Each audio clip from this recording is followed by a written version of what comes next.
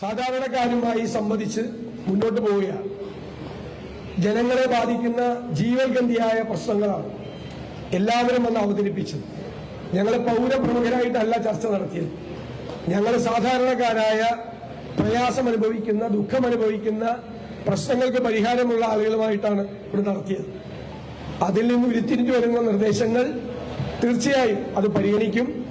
പ്രധാനപ്പെട്ട ജില്ലകൾക്കെല്ലാം പ്രത്യേകമായ ഡോക്യുമെന്റ് ഉണ്ടാവും. ആ ഡോക്യുമെന്റ് സമയബന്ധിതമായി ആ പ്രശ്നങ്ങൾക്ക് പരിഹാരം കാണാനുള്ള ശ്രമവും ഞങ്ങളുടെ ഭാഗത്തുനിന്നുണ്ടാവും. ഇതാണ് പറയാനുള്ളത്.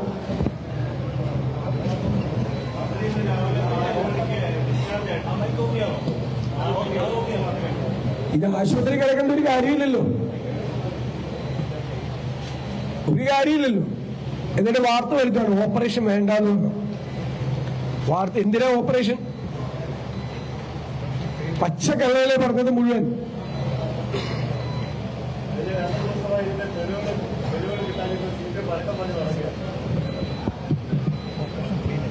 പിന്നെ തെളിവാ? എന്ത് തെളിവാണ്? അല്ലെന്ന് അത് എല്ലാവർക്കും അറിയാലോ, മാധ്യമങ്ങൾക്കും മുഴുവൻ അറിയാം ഇത് തട്ടിപ്പാണെന്ന്. റെയിൽവേക്ക് അറിയാം ഇത് തട്ടിപ്പാണെന്ന്. പൊതുസമൂഹത്തിനും അറിയാം ഇത് തട്ടിപ്പായിരുന്നു. അഭിനയം മാത്രമായിരുന്നു, അഭിനയം.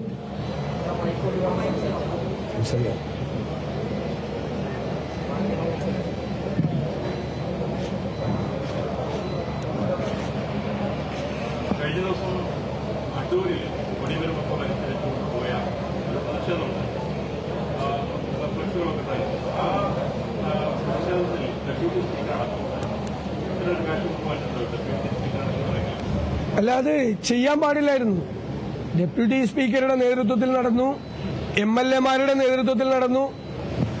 ഒരു ബുദ്ധിജീവിയായ ഒരു വനിതാ യുവജന നേതാവിന്റെ നേതൃത്വത്തിൽ നടന്ന പ്രകടനത്തിൽ വിളിച്ച മുദ്രാവാക്യം കേട്ട?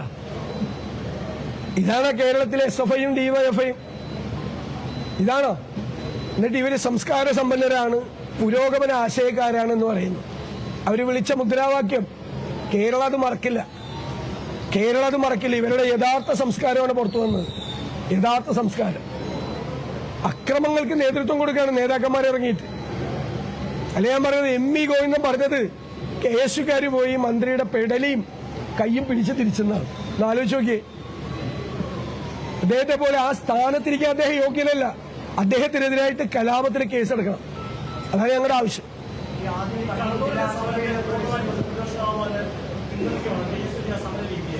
എന്താ കരിങ്കൊടി പ്രകടനം നടത്താൻ പാടില്ലേ?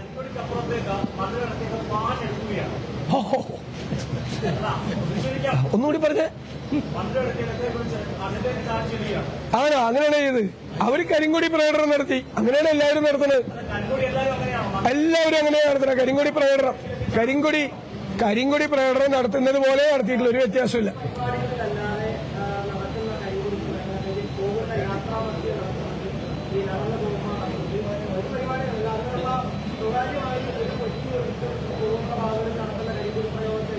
ഒരു കുഴപ്പമില്ല. ആർക്കെതിരെയും പ്രതിഷേധ പ്രകടനം നടത്താം.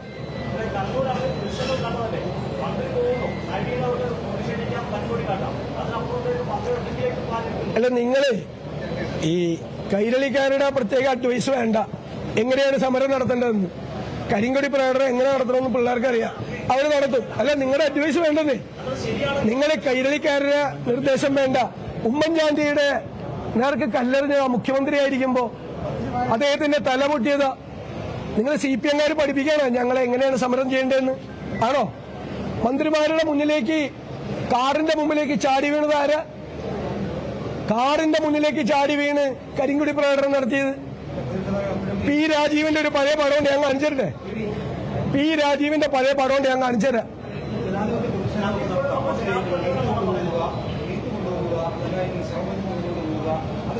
ഘോര സമര രീതിയല്ല, എന്താ തെറ്റ്? അല്ല, ഉറപ്പായിട്ടും ഈ പുതിയുഗ യാത്രയാണ് അതിനെയാണ് പിന്നെ കോൺസെൻട്രേറ്റ് ചെയ്തത് മുഴുവൻ. അത് തകർക്കാൻ വേണ്ടിയിട്ട് നന്നായി. കാരണം എന്ന് വെച്ച് കഴിഞ്ഞാൽ ഇവരുടെ പ്രതിഷേധം കൂടുന്ന ഒരാള് കൂടിക്കൊണ്ടിരിക്കുകയാണ്. 50 ബോർഡും 100 ബോർഡും തകർക്കുമ്പോൾ ആ വാശിയിലാണ് UDF പ്രവർത്തകർ ഇറങ്ങിയിരിക്കുന്നത്.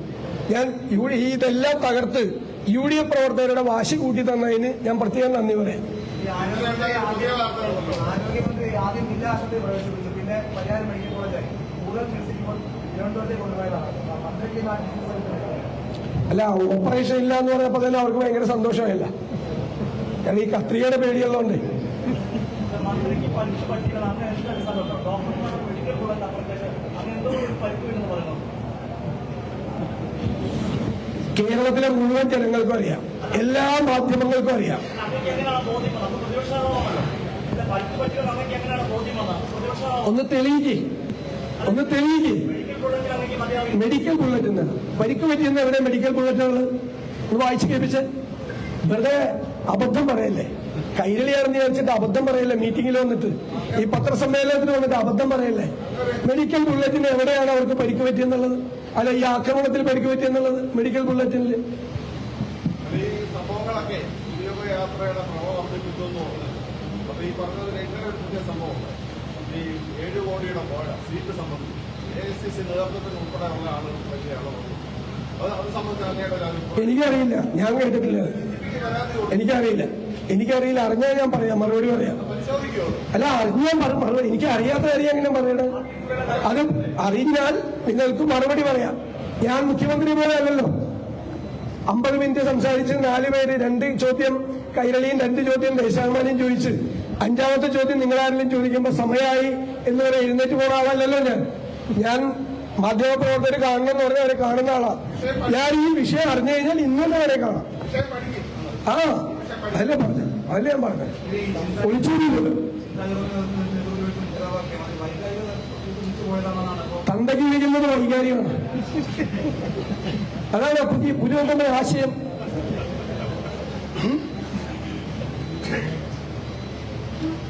അച്ഛനില്ലാത്ത സമയത്ത് അമ്മയ്ക്കുണ്ടായവരെ എന്നാണ് വിളിച്ചത്. ഞാൻ അതിന് മറുപടി പറയുന്നില്ല. എന്നിട്ട് പുരോഗമന ആശയം ബുദ്ധിജീവികള് ഇവരുടെയൊക്കെ നിലവാരമാണ് അതിലൂടെ പ്രകടിപ്പിച്ചത്. നിലവാരം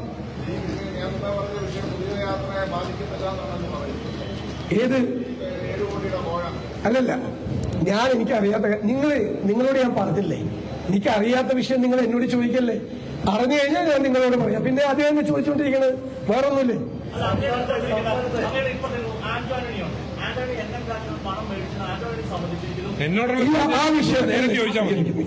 ആ വിഷയമൊന്നും ഇവിടെ പുതിയുഗ യാത്രയുമായി ബന്ധപ്പെട്ട് നടത്തിയ പത്രസമ്മേളനമാണ്. ഞങ്ങൾ ആ വിഷയം പറഞ്ഞു.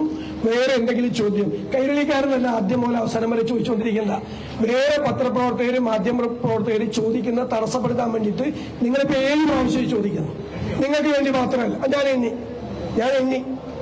ഞാൻ എണ്ണി എനിക്ക് എണ്ണാൻ അറിയാവുന്നതുകൊണ്ട് 7 പ്രാവശ്യം ചോദിച്ചിട്ട് ബാക്കിയുള്ള മാധ്യമപ്രവർത്തകർക്ക് ചോദിക്കാൻ അവസരം കൊടുക്കാതിരിക്കുക. അതൊക്കെ മുഖ്യമന്ത്രിയുടെ പത്രസമ്മേളനത്തിൽ എന്റെ വേണ്ട.